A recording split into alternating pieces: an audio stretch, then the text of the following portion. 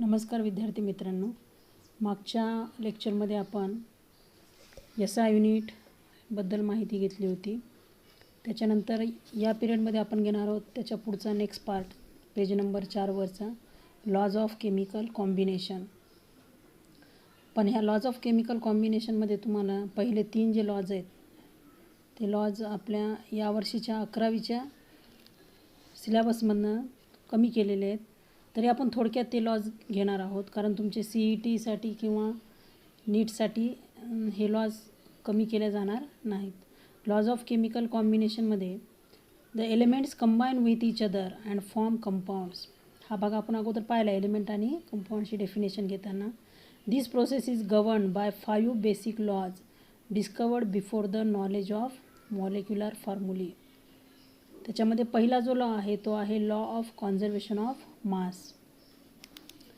याच्यामध्ये जो सायंटिस्ट आहे ज्याने हा लॉ आपल्यापुढे पुट फॉरवर्ड केला आहे, Antoine Lavoisier, a French scientist, is often referred to as the father of modern chemistry. He carefully perform many combustion experiments. आता कंबशन एक्सपेरिमेंट्स म्हणजे काय? कोणत्याही कंपाऊंडला किंवा हवेमध्ये आपण बर्न केलं तर तो हवेमधल्या ऑक्सिजनसोबत कंबाईन होतो, त्या रिॲक्शनला म्हणतात कंबशन रिॲक्शन्स. कंबशन एक्सपेरिमेंट्स नेमली burning of phosphorus and mercury. Phosphorus आणि मर्क्युरीला त्याने बर्न केलं. बर्न केल्यानंतर तो हवेतल्या कोणासोबत कंबाईन होईल? ऑक्सिजनसोबत. Both in the presence of air. Both resulted in an increase in weight. After several experiments he found that the weight gained by the phosphorus was exactly the same as the weight lost by the air. He observed that total mass of reactants is equal to total mass of products. When hydrogen gas burns and combines with oxygen to yield water. Hydrogen गॅसला आपण burn केलं, gas burns and combines with oxygen, तर आपल्याला काय मिळेल? Water मिळेल. The mass of the water formed is equal to the mass of the hydrogen and oxygen consumed. Thus the law of conservation of mass states that, याचं statement काय असेल? Mass can neither be created nor destroyed. तर हे ह्या लॉचं statement असेल की mass can neither be created किंवा नॉर बी डिस्ट्रॉयड. त्याच्यामध्ये तुम्हाला एक्झाम्पल असं दिलेलं नाही आहे, फक्त आपल्याला थेरॉटिकल त्याचं लॉचं एक्झाम्पल दिलेलं आहे. तिथं वॉटरचं फॉर्मेशन आणि कार्बन डायऑक्साईडचं बर्निंग. तर तुम्हाला जुन्या पुस्तकामध्ये पहा अशा प्रकारे रिॲक्शन दिलेली आहे. तर या ठिकाणी consider the burning of carbon. Carbon plus oxygen it gives carbon dioxide.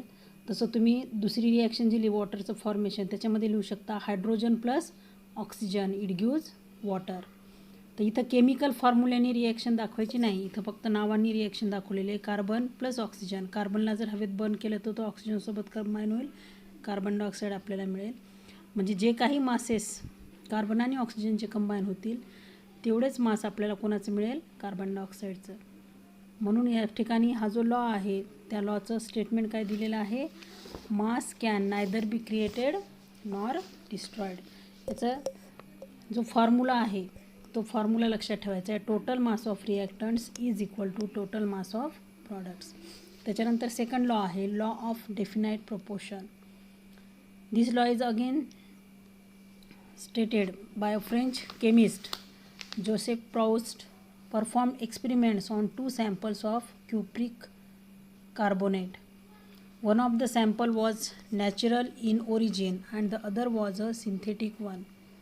He found that the composition of elements present in it was same for the both samples as shown below. Natural sample ज्याच्यामध्ये कॉपरचं percentage असेल, cupric carbonate percentage of copper आहे 51.35 and percentage of oxygen 9.74, percent of carbon 38.91. तर synthetic sample जे आहे त्याच्यामध्ये सुद्धा तेच percentage आहेत, या ठिकाणी दिलेले आहे. पहा, म्हणजे कोणत्याही सोर्सपासून तुम्ही तो सॅम्पल मिळवा, त्या कंपाऊंडमध्ये जे काही एलिमेंट्स प्रेझेंट आहेत त्याच्यामध्ये त्यांचं पर्सेंटेज कसं असणार आहे? सेम असणार आहे. This led Joseph Proust to state the law of definite proportion as follows. ह्या लॉचं स्टेटमेंट काय असेल? A given compound always contains exactly the same proportion of elements by weight. एखादा कंपाऊंड जेव्हा आपण तयार करतो किंवा तो कंपाऊंड कसा तयार होतो, तर त्या कंपाऊंडमध्ये तो कंपाऊंड ज्या ज्या एलिमेंट्सपासून बनलेला आहे त्या प्रत्येक एलिमेंट्सचं जे प्रोपोर्शन आहे बाय वेट हे कसं असते? सारखंच असते. इरिस्पेक्टिव्ह ऑफ सोर्स, कोणत्या सोर्सपासून तो कंपाऊंड मिळवला आहे आपण त्याच्यावर त्याचं पर्सेंटेज एलिमेंट्सचं डिपेंड नसते. अ given compound always contains same elements in the same proportion. The validity of this law has been confirmed by various experiments. हा लॉ त्याने स्टेट जो केलेला आहे जोसेफ प्रॉस्टने, नंबर ऑफ एक्सपेरिमेंट्स त्याने केल्यानंतर हा लॉ आपल्यापुढे त्यांनी मांडलेला आहे. This law is sometimes referred to as law of definite composition. ह्याच लॉला लॉ ऑफ डेफिनाईट प्रोपोर्शनलाच काय म्हणतात? Law of definite composition. त्याच्यानंतर आहे तिसरा law of multiple proportions. This law was proposed by John Dalton in 1803. It has been observed that two or more elements may form more than one compound. दोन किंवा दोनपेक्षा जास्त elements हे वेगवेगळ्या प्रोपोर्शनमध्ये combine होतात आणि एका कंपाऊंडपेक्षा जास्त कंपाऊंड तयार करू शकतात. Law of multiple proportion summarize many experiments on such compounds. या लॉचं स्टेटमेंट काय असेल पहा. When two elements A and B form more than one compounds the masses of element B that combine with a given mass of A are always in the ratio of small whole numbers. जेव्हा दोन elements ए आणि बी combine होऊन वेगवेगळ्या प्रोपोर्शनमध्ये combine होऊन वेगवेगळे compounds देतात, तर त्यांच्यामध्ये ए आणि बीचं जे प्रोपोर्शन असते ते किंवा रेशो जो असतो तो कसा असतो? Small whole numbers. आता इथं एक्झाम्पल दिलेले एक्झाम्पल घेऊयात आपण. For example, hydrogen combines with oxygen to form two compounds namely water and hydrogen peroxide. बघा, वॉटर आणि ऑक्सिजनचं कॉम्बिनेशन होऊन आपल्याला दोन वेगवेगळे कंपाऊंड्स मिळतात. एक आहे हायड्रोजन आणि ऑक्सिजनचं कॉम्बिनेशन होऊन आपल्याला दोन वेगवेगळे कंपाऊंड्स मिळतात. एक आहे हायड्रोजन पेरॉक्साईड आणि दुसरं आहे वॉटर. तर या ठिकाणी बघा रिॲक्शन दिल्यात. Hydrogen combines with oxygen to form water. Hydrogen 2 gram, oxygen 16 gram, it gives 18 gram of water. आता हे कसं आलं? हे मॉलिक्युलर मास काढलेलं आहे. हे मॉलिक्युलर मास काय आहे आणि ते कसं कॅल्क्युलेट करायचं आहे ह्याच चॅप्टरमध्ये आपल्याला पुढे येणार आहे. त्याच्यानंतर hydrogen combines with oxygen, it gives hydrogen peroxide. आता ह्याच्यामध्ये फॉर्म्युले जर लिहिले आपण तर H2 + ½ O2 it gives H2O असं आपल्याला इक्वेशन लिहिता येईल. पण ते इक्वेशन फॉर्ममध्ये आपल्याला रिॲक्शन दिलेल्या नाहीत. तर याच्यामध्ये एका हायड्रोजनचा ॲटॉमिक मास किती असते? 1 ग्रॅम. 2 हायड्रोजन ॲटमचं मिळून किती येईल? 2 ग्रॅम. या ठिकाणी ½ O2 गॅस म्हणजे एक ऑक्सिजनचा ॲटम, एक ऑक्सिजन ॲटमचं ॲटॉमिक मास आहे 16 ग्रॅम. म्हणून इथं 16 + 2 हे किती होते? 18 ग्रॅम. आता हायड्रोजन इथं पण या हायड्रोजन पेरॉक्साईडचा फॉर्म्युला जो असतो तो असतो H2O2. याचा फॉर्म्युला काय आहे? H2O2. इथं H2 gas combines with O2 gas, it gives H2O2 gas असं त्याचं इक्वेशन मिळेल. परत इथं H2 म्हणजे एका हायड्रोजनचं ॲटॉमिक मास 1, 2 हायड्रोजनचं 2 ग्रॅम, एका ऑक्सिजनचं 16 ग्रॅम. इथं O2 आहे. O2 2 ऑक्सिजनचे ॲटम आहेत म्हणजे 2 × 16 किती येईल? 32 ग्रॅम. आणि हायड्रोजन पेरॉक्साईडचं येईल 2 + 32 gram, that is 34 gram. Here it is found that the two masses of oxygen, that is 16 gram and 32 gram, which combines with a fixed mass of hydrogen 2 gram. या ठिकाणी पहा हायड्रोजनचं जे मास आहे दोन्ही कंपाऊंड वॉटर फॉर्मेशनमध्ये आणि hydrogen पेरॉक्साईडमध्ये हायड्रोजनचं मास जे आहे ते फिक्स आहे 2 ग्रॅम आणि 2 ग्रॅम. पण ह्या 2 ग्रॅम हायड्रोजनसोबत कंबाईन होणारा जो ऑक्सिजन आहे तो मात्र या ठिकाणी 16 ग्रॅम आहे, या ठिकाणी 32 ग्रॅम आहे. with two masses of oxygen, that is 16 gram and 32 gram, which combines with the fixed mass of hydrogen, that is 2 gram, are in the ratio of small whole numbers, that is 16:32 or 1:2. म्हणजे 16:32 हे proportion घेतलं आहे, म्हणजेच त्याचं proportion येते 1:2. Second example दिले तुम्हाला, nitrogen and oxygen combines to form 2 compounds, nitric oxide and nitrogen dioxide. Nitrogen plus oxygen gives nitric oxide. एका नायट्रोजनचं ॲटॉमिक मास जे आहे ते येते 14 ग्रॅम आणि एका ऑक्सिजनचं येते 16 ग्रॅम. 16 + 14 इथे किती येते 30 ग्रॅम. आणि nitrogen plus oxygen it gives nitrogen dioxide. Dioxide आहे म्हणजे इथं ऑक्सिजनचे किती मॉलिक्युल्स, ऑक्सिजनचा एक मॉलिक्यूल कंबाईन होईल म्हणजे 2 atom. 14 gram of nitrogen combines with 32 gram of oxygen it gives 46 gram of nitrogen dioxide. आता या ठिकाणी परत पहा, नायट्रोजनचं ॲटॉमिक मास फिक्स आहे, पण त्याच्यासोबत कंबाईन होणारा ऑक्सिजन मात्र चेंज व्हायला लागलं. इथं 16 ग्रॅम ऑक्सिजन कंबाईन व्हायला, इथं 32 gram. Here you find that two masses of oxygen, that is 16 gram and 32 gram, when combines with a fixed mass of nitrogen, that is 14 gram, are in the ratio of small whole numbers, that is 16:30, that is, or 1:2. Similar examples such as CO and CO2 in 1:2 proportion ratio, SO2 and SO3, here proportion is 2:3 can be found. म्हणजे तुम्हाला हे 2 example explain करून दिलेत. आणखीन example तुम्ही घेऊ शकता. Carbon जेव्हा ऑक्सिजनसोबत कंबाईन होईल तेव्हा आपल्याला CO gas, carbon monoxide gas मिळेल आणि कार्बन परत ऑक्सिजनसोबत कंबाईन होऊन आपल्याला CO2 गॅस मिळेल. म्हणजे कार्बनचं कॉम्बिनेशन ऑक्सिजनसोबत 2 प्रकारे होते. एकामध्ये एका ॲटमसोबत कंबाईन होतो तो, दुसऱ्यामध्ये 2 ॲटमसोबत, आणि आपल्याला मिळते 2 compounds, carbon monoxide, carbon dioxide.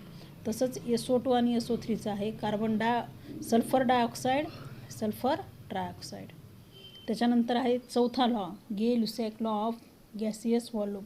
आता हा लॉ तुम्हाला सिलेबसमधनं डिलीट झालेला नाही यावर्षीच्या एक्झाममध्ये, तो लॉ आपल्याला अभ्याससुद्धा करायचा आहे, जो आपल्याला परीक्षेतसुद्धा विचारला जाणार आहे.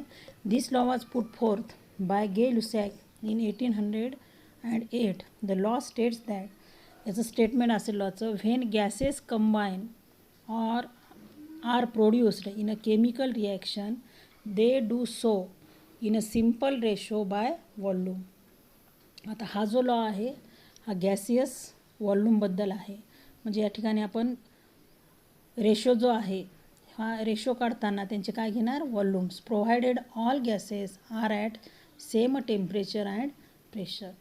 जेव्हा गॅसेसचं टेम्परेचर आणि प्रेशर सेम असते तेव्हा ते गॅसेस कंबाईन होऊन or produced in a chemical reaction, they do so in a simple ratio by volume. Volume फॉर्ममध्ये ते सिम्पल रेशोमध्ये कंबाईन झालेले असतात.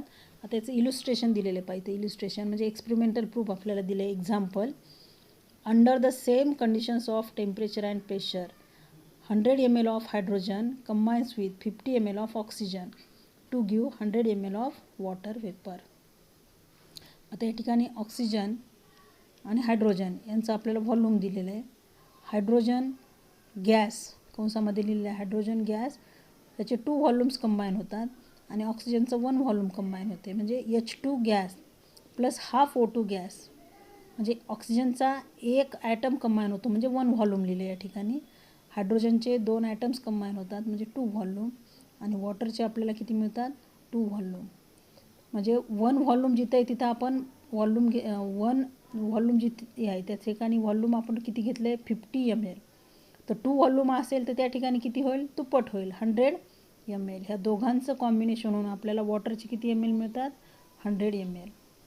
Thus the volumes of hydrogen gas and oxygen gas which combine together, that is 100 ml and 50 ml, producing 2 volumes of water vapors. Water vapors का मला इथं, कारण water हा gaseous फॉर्ममध्ये तयार होतो.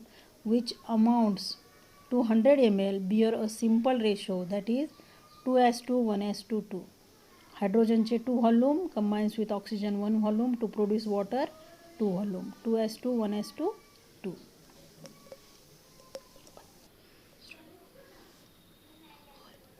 सेकंड एक्झाम्पल आहे, under the same conditions of temperature and pressure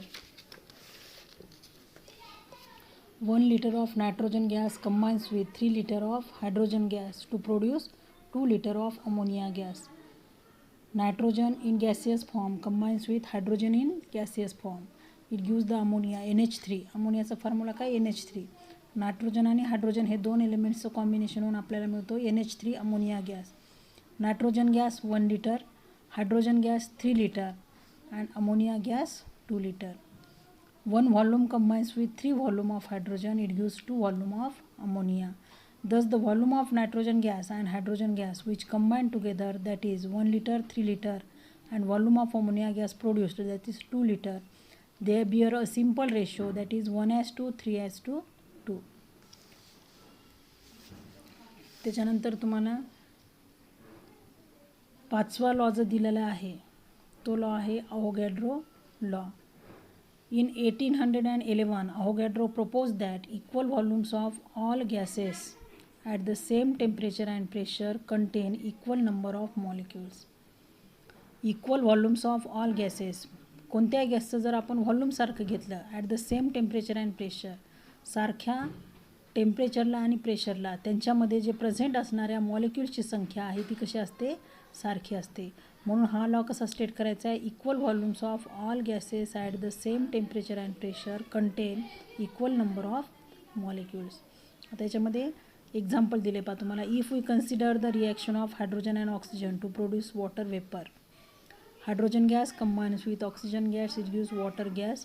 100 ml, 50 ml, 100 ml volume दिले त्यांचे. म्हणजे याचे 2 व्हॉल्यूम आहे, याचं 1 व्हॉल्यूम आहे आणि याचे 2 व्हॉल्यूम आहेत. तर गे-लुसॅक लॉनुसार 2n मॉलिक्युल्स, समजा आपण ऑक्सिजनचे n मॉलिक्युल्स घेतले, they combines with 2n molecules of hydrogen to produce 2n molecules of water. हा अवोगॅड्रो लॉनुसार झाले. गे-लुसॅक लॉनुसार 2n molecules combines with n molecules of oxygen to produce 2n molecules of water. Avogadro लॉनुसार काय म्हणायचं त्याला, 2n मॉलिक्युल्सच्या ऐवजी 2 molecules combines with 1 molecule of oxygen, it gives 2 molecules of water. We see that 2 volumes of hydrogen combines with 1 volume of oxygen to give 2 volumes of water vapor without leaving any unreacted oxygen. According to Avogadro law, if one volume contains n molecules, then 2n molecules of hydrogen combine with n molecules of oxygen to give 2n molecules of water. Gay Lussac law आणि Avogadro law. इथं 2n molecules असं दिले. n molecules जे घेतले आपण ऑक्सिजनचे, तर 2n molecules हायड्रोजनसोबत combine होतील आणि 2n मॉलिक्युल्स वॉटरचे मिळतील. हाच जो लॉ अवोगॅड्रो लॉनुसार घेतला आपण, तो 1 मॉलिक्युल ऑक्सिजनचा 2 मॉलिक्युल्स हायड्रोजनसोबत कंबाईन होऊन आपल्याला 2 मॉलिक्युल्स वॉटरचे मिळतील. Therefore 2 molecules of hydrogen gas combine with 1 molecule of oxygen to give 2 molecules of water vapor. Avogadro could explain the above result by considering the molecules to be polyatomic. If hydrogen and oxygen were considered as diatomic, as recognized now, then the above results are easily understandable. त्याच्या ठिकाणी काय दिले, if hydrogen and oxygen they were consider as diatomic molecule जर आपण consider केले तर आपल्याला हा लॉ जो आहे, अबोव रिझल्ट्स जे आहेत ते आपल्याला अंडरस्टेबल होऊ शकतात. आता ह्याच्यामध्ये तुम्हाला गे-लुसॅक लॉ आणि अवोगॅड्रो लॉ लक्षात, हा दोन्ही प्रकारे आपल्याला या ठिकाणी त्यांचं कॉम्बिनेशन कसं होते ते दिलेलं आहे या ठिकाणी. त्याच्यात एक डायग्रामसुद्धा दिली आहे बघा तुम्हाला खाली या ठिकाणी बघा. 2 volumes of hydrogen react with 1 volume of oxygen to give 2 volumes of water vapors. ही डायग्राम दिलेली आहे पहा. 1 व्हॉल्यूम ऑफ हायड्रोजन, तर हायड्रोजनचे हे मॉलिक्युल्स दाखवलेले आहेत. 1 व्हॉल्यूम ऑफ हायड्रोजन बरोबर आहे. या ठिकाणी ऑक्सिजनसोबत कंबाईन होतात. 1 व्हॉल्यूम ऑफ ऑक्सिजनचं व्हॉल्यूम 1च आहे. हायड्रोजनचे 1 व्हॉल्यूम आणि 1 व्हॉल्यूम किती झाले, 2 volume of hydrogen combines with 1 volume of oxygen, it gives 2 volumes of water vapors. या ठिकाणी बघा वॉटर वेपर्स तयार झालेले ते 2 हायड्रोजनचे आयटम आणि 1 ऑक्सिजनचा आयटम. ब्ल्यू कलरमध्ये जे दाखवलेले आहेत, ब्ल्यू कलरमध्ये ते हायड्रोजनचे आयटम आहेत आणि रेड कलरमध्ये किंवा पिंक कलरमध्ये जो दाखवलेला आहे तो ऑक्सिजनचा आयटम आहे. अशा प्रकारे हा एक वॉटर मॉलिक्यूल, असे वॉटर मॉलिक्युल्स फॉर्म झालेले दाखवले. त्याचे 2 व्हॉल्यूम्स ऑफ वॉटर वेपर्स आहेत. त्याच्यानंतर जो पॉईंट आहे तो डाल्टन्स ॲटॉमिक थेरी, हा सुद्धा भाग सिलेबसमधून तुम्हाला डिलीट झालेला आहे. त्याच्यानंतरचा भाग घेऊयात आपण. डाल्टन्स ॲटॉमिक थेरी हे डाल्टनने किती साली ती थेरी मांडली आणि त्याचे मेन जे पॉईंट्स आहेत ते पॉईंट्स या ठिकाणी दिलेले आहेत. This theory is famous as a Dalton's atomic theory. त्याचे मेन पॉईंट्स काय आहेत पहा. Matter consist of tiny indivisible particles called atoms. प्रत्येक मॅटर हा अतिसूक्ष्म आणि ज्या सूक्ष्म कणांचा आपण परत त्याच्यापेक्षा साध्या कणांमध्ये रूपांतरित करू शकत नाही अशा पार्टिकल्सपासून बनलेले आहेत, ज्यांना काय म्हणतात atoms. All the atoms of given elements have identical properties including mass. Atoms of different elements differ in mass. एकाच ॲटमचे वेगवेगळे एलिमेंट्स एकाच एलिमेंट्सचे वेगवेगळे ॲटम्स असतील तर त्यांचं मास हे सारखंच असते, परंतु तेच जर ॲटम्स वेगवेगळ्या एलिमेंट्सचे असतील तर they differ in their masses. Compounds are formed when atoms of different elements combine in a fixed ratio. Compounds कसे तयार होतात. वेगवेगळ्या एलिमेंट्सचे ॲटम जेव्हा एका फिक्स रेशोमध्ये कंबाईन होतात तेव्हा कंपाऊंड्स फॉर्म होतात. Chemical reactions involve only the reorganisation of atoms. Atoms are neither created not destroyed in a chemical reaction. Atoms हे आपण तयार करू शकत नाही किंवा त्यांना डिस्ट्रॉय करू शकत नाहीत केमिकल रिॲक्शनमध्ये. म्हणजेच chemical reactions involve only the reorganisation of atoms. ॲटम्सची काय होते अदलाबदल होऊन किंवा एका एलिमेंट्सचे ॲटम्स हे दुसऱ्या एलिमेंट्सच्या ॲटम्ससोबत कंबाईन होऊन आपल्याला कंपाऊंड्स मिळतात. त्याच्यानंतरचा जो पॉईंट आहे तो आहे atomic and molecular masses. Atomic mass म्हणजे काय आणि मॉलिक्युलर मास म्हणजे काय. You know about the term atoms and molecules. Atoms म्हणजे काय आणि मॉलिक्युल्स म्हणजे काय. ॲटम्स म्हणजे सिम्पल एखाद्या एलिमेंट्सचं आत्ता पाहिलं आपण टायनी आणि इंडिव्हिजिबल पार्टिकल जे आहेत त्याला आपण ॲटम्स म्हणतो. when two or more atoms combines together to form the molecules. Thus it is appropriate here to understand what we mean by atomic and molecular masses.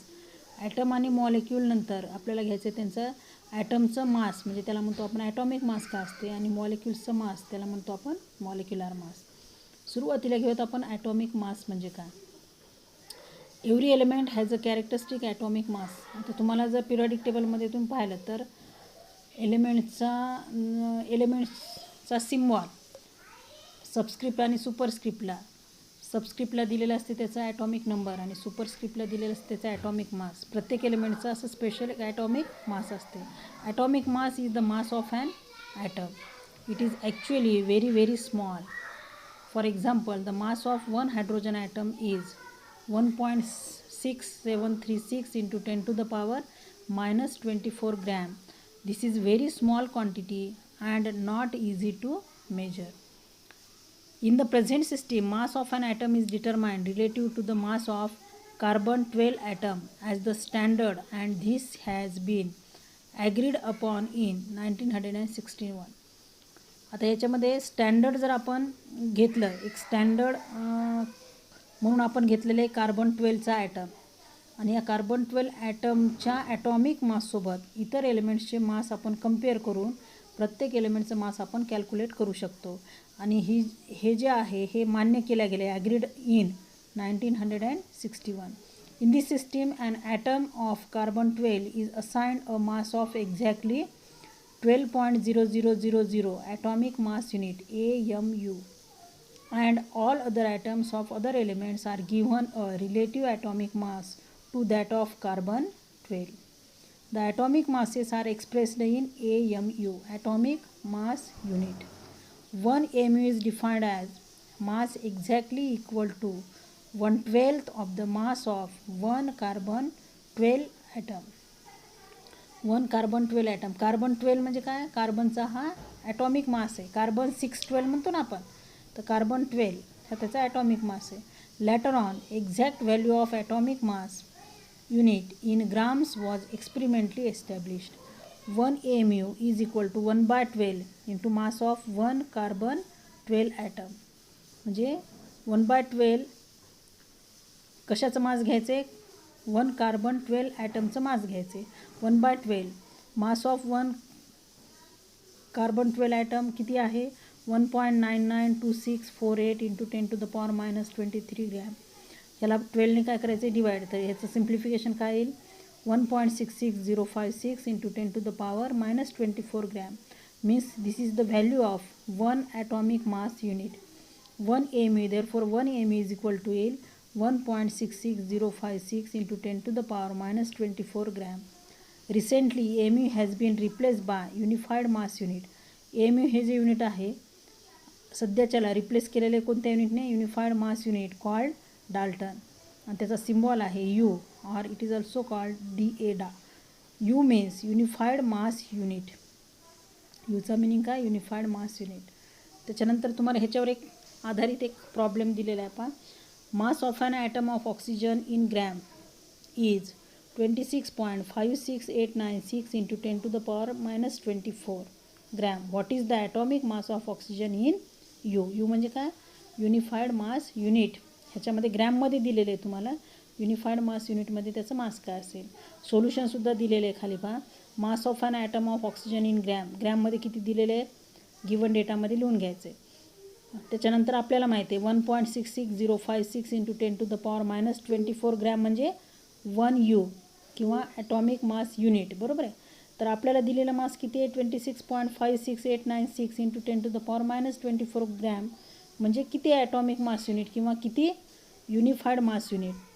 तर ह्या 26.56896 into 10 to the power minus 24 into 1 divided by 1.66056 into 10 to the power minus 24. -24 cancel होतील. 26ला 26.56896ला जर 1.60656ने आपण divide केलं आहे तर simplification येते 16.0 म्हणजे 16. त्याला म्हणजे आपण युनिफाईड मास युनिट. म्हणून आपण ऑक्सिजनचं जे ॲटॉमिक मास आहे, similarly mass of an atom of hydrogen, हे किती येते? 1.0080. आता हे आपल्याला दिलेलं आहे न्यूमेरिकलमध्ये, त्यांनी फक्त दिलं आहे इथं.